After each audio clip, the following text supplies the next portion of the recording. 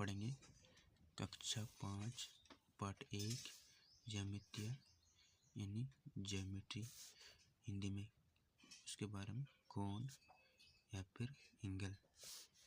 उसमें हम लोग को सबसे पहले सीखने को मिलेगा बिंदु के बारे में। बिंदु यानी इंग्लिश में पॉइंट। आप लोग अपने पेन या पेंसिल से कहीं पर इस तरह से जोर से दबा देंगे तो एक चीज़ बनेगा, इसे ही बिंदु यानी पॉइंट बोलते हैं। इसका परिभाषा इस प्रकार लिखा हुआ है, बिंदु एक स्थिति है जिसकी कोई लंबाई, चौड़ाई या मोटाई नहीं होती है।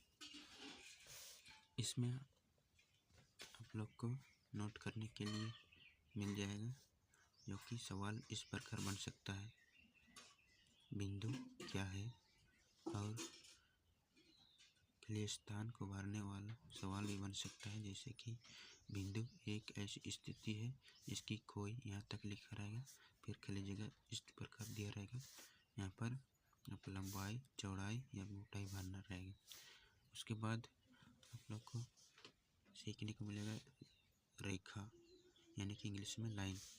रेखा अगर हम लोग दो गो इस प्रकार से बिंदु बना देंगे और उन दोनों को एक दूसरे से मिला देंगे तो आप लोग को रेखा मिलेगा। और उसका डेफिनेशन, परिभाषा, रेखा बिंदुओं के मेल से बनती है और रेखा का कोई अंत बिंदु नहीं होती है। इस प्रकार से हम लोग को समझ में अच्छी तरह से आ गया कि बिंदु अगर हम पेन से कहीं पर इस प्रकार से